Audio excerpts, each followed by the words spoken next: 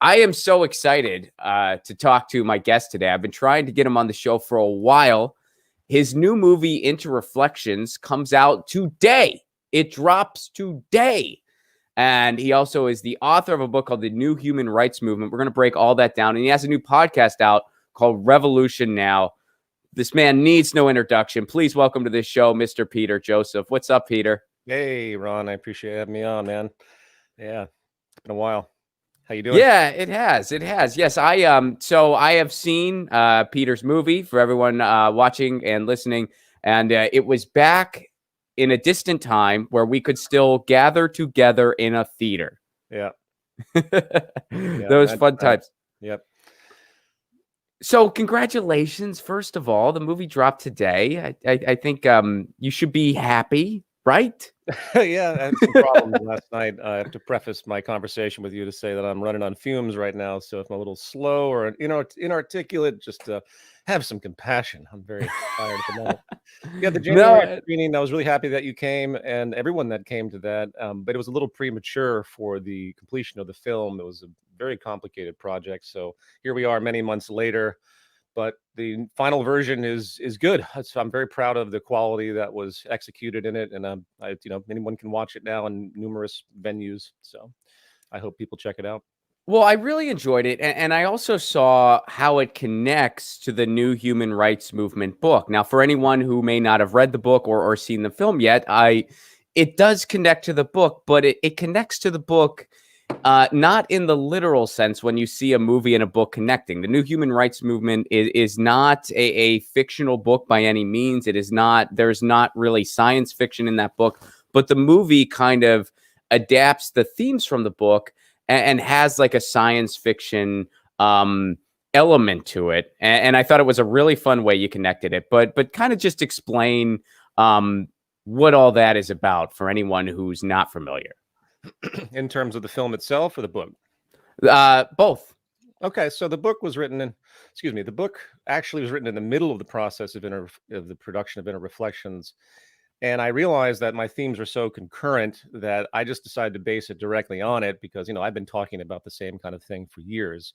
So when most people, when they make a movie based on a book, there's usually some kind of narrative or something, or if you make an intellectual academic book, as the New Human Rights Movement is, okay, you make a documentary about it. But I wanted to do something more creative. At heart, I really have a strong artistic drive. And that's kind of how I even got into this world, was when I produced a performance piece years ago called Zeitgeist. Love it or hate it, that film was literally an artistic creation that was not designed to be a documentary. In fact, it was a live performance piece. So this has been part of my world. I'm a classical musician by trade from, years ago. It seems like a distant reality, but that's my home. So I said to myself, I want to do something creative. I want to do something that's out of the ordinary, something avant-garde, experimental. I've always been deeply influenced by, of course, the greats like, Stanley Kubrick, and then in more modern times, Aronofsky. And particularly in this film, my inspiration was David Lynch. Even though most films by David Lynch, you wouldn't probably see the exact relationship, but his use of avant-garde and that kind of destabilization I really liked. So I don't want to jump too far ahead, but the book is about what I call a structuralist approach to problem solving for society, which is not considered a political approach. It's not an ideological approach. It's a social science and a sociological approach. And we can talk more about that if you want. So when I constructed the film, which, by the way, I really made as a passive, was really conceived as a passive project. I'd never intended to spend 5-6 years making this thing. But as I got into it, as I wrote it, it got bigger and bigger and more ambitious. And, you shoot a film that's 80% green screen. For those out there that do film production, they can understand, a low budget filmmaker, the problems that arise with such a thing. I thought I was being smart about it. It's like, oh, I'm going to make a film on green screen. That's easy. I know how to do this, because that's what I used to do when I lived in New York. I worked at an advertising company and we shot things on green screen all the time years ago. And I miscalculated the amount of work that actually goes into that. And that's why this thing has been delayed for as long as it has. So the film itself is broken into 3 different structures. You have this kind of modern day horror movie, silent film, that follows a character named 23. That's her imposed name. It's not really her name. You don't really know what her name is. It doesn't matter. And she moves through these different vignettes as she gets fired from her job. And it's a very hallucinatory experience with her character. And then the mid-tier layer, if you will, follows this the core theme of the film, which will carry over into the sequels if I ever have the patience or money to make them, is a science fiction satire, which is the fundamental, again, core narrative of the film, which has a cliche protagonist and antagonist named Simon and John. Michael Marinaccio is the actor, and Gregory Nebel is the actor. They did a great job. And they have this debate in space about basically what we are debating right now, but in a far more detailed way with two different worldviews. So the antagonist character is basically supporting a social Darwinistic view. There are themes of, Thomas Malthus and Thomas Hobbes and these old philosophers that believe that humans are just basically animals and we're at war and we shouldn't even try to define peace or even seek balance. We're just going to be animalistic groups battling out into eternity. So that's an important theme throughout the entire thing, which is basically what that entire science fiction element is, at least in its core narrative. And then, of course, I want to give spoilers for the film, but it moves into a very big climax and the finale of the film, and all this stuff happens that I won't go into on that narrative. And then the top tier narrative, so to speak, which is sort of the most documentary of it all, are four academics of the future 100 years from now. And they are talking about what society is today. They're giving that hindsight, which I always thought was a very powerful device, where you put the audience in a position of future hindsight. They always say hindsight's 2020. So I try to use that and see if I could kind of rope the audience into feeling a little bit different about their normalized world by putting them in that position. So that's your basic summary of the film.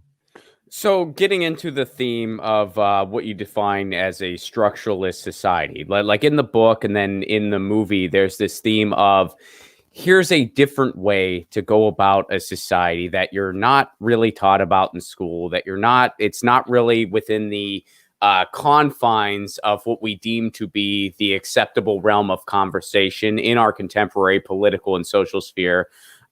So how would you unpack what the new human rights movement is? So you mentioned a structuralist society. I'll just clarify to say the structuralist term, it's not related to an historical term, which is a completely different definition. I coined that just because it's about systems.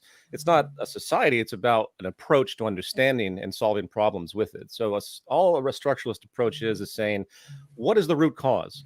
How deep can we go in the causality of our lives, the incentives that make people do things, the structures that pocket activity? We have an economic system where you have to do certain things in order to survive and so on.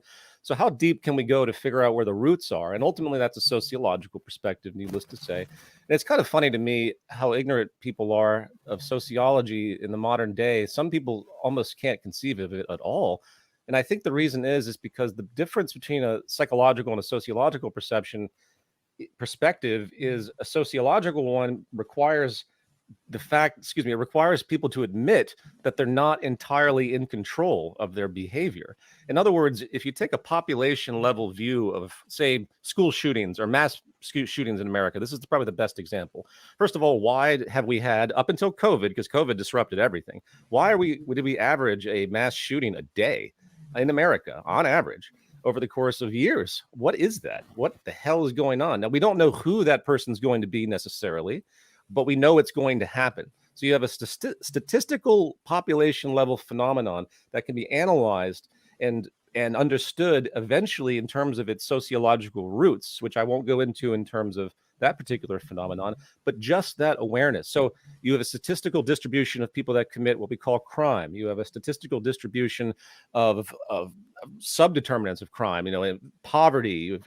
In fact, I would just jump into that one. Poverty is the greatest form of systemic discord of probably anything. I mean, inequality itself, as I think you understand, as many should understand out there today. Excuse me, again, I'm very tired, so if I'm stumbling, just bear with me. Statistically speaking, inequality is the most dangerous social condition you can have, and epidemiologists have officially said that. In my third film, Zeitgeist Moving Forward, I interview the former head of violence, the study of violence at Harvard University, Dr. James Gilligan, a brilliant man who's written about this. And his core statement, after interviewing for years really vicious murderers and serial killers and studying violence as a prison psychologist, not to mention an academic, He said, the greatest thing you can do to reduce human violence is to reduce inequality, reduce socioeconomic inequality. So this is the kind of stuff that my book gets into. And when you take that kind of view, once again, you start to see how pathetic our political views and the ideologies and the loyalties that people have concocted, how ignorant people are of their own behavior, how they don't really understand the causality. We have a free will delusion. And I'm not saying that people don't have volition and obviously should be held with moral and ethical responsibility. Obviously, we have that. But until we see the lowest causality of this as to why the crime and the corruption, and why is it that the really wealthy tend to lean towards psychosis? And this has been studied at UC Berkeley. Why is it that people, when they get more and more money, they actually get more and more entitled on average? They actually become more and more apathetic. And there's clear psychological reasons for that. And then there's reasons that are not so clear that take advanced study that you would never really piece together unless you took a sociological perspective. So I've jumped around here a bit, but the structuralist worldview that I try to put out there, which is my core, argument, is to say, at the end of the day, the conclusion that's reached in the New Human Rights Movement book, and ultimately is throughout my film, you have to change the economy. The economy is the root of most of the aberrancies that we're seeing on multiple levels. And it's not about capitalism and communism or socialism. This, completely scientific worldview to say this is unsustainable. This doesn't work. We are in complete collapse, slow motion collapse, like burning a frog. Like boiling a frog. We're watching the ecosystem slowly deteriorate on every single level, and everyone's throwing their hands up like, well, I don't know what's going on. We have these huge meetings all over the world about biodiversity loss. We've lost almost 70% of all animal species over the past 60 years. When we talk about the climate change stuff, which should be pretty much obvious to everybody else, topsoil, and these international meetings happen, and what do they not talk about? They don't talk about the economy. Because why? That's what's put food on the table. They're psychologically inhibited by the fact that we can't possibly change the very system that feeds us. I mean, what else would we do? Oh, we can't go to communism. Look at what happened. So you see the dynamic and how paralyzed we've become. And that's pretty much my activism. That's all I do. And I don't jump around. I just keep focused. My new podcast, Revolution Now, is all about that. That's all I talk about. And eventually, hopefully, talking about kinds of activism that will transcend this. I don't believe in the political form of activism. I don't believe in any of the political parties. I think there is a nuance to it you have to pay attention to. I do believe you need to get rid of Donald J. Trump because he is a cancerous psychology that is far more dangerous than I think people realize. It's not a partisan issue. But in the end, I support a strong structuralist change, which means a complete revolution of the economy. Get your news on with Ron. Don't you want to know what's going on? We're getting our news on today. Get your news on with Ron. Don't you want to know what's going on? We're getting our news on today. You can tweet me an article at Ron Placone. We'll go through it together and make it our own. Get your news on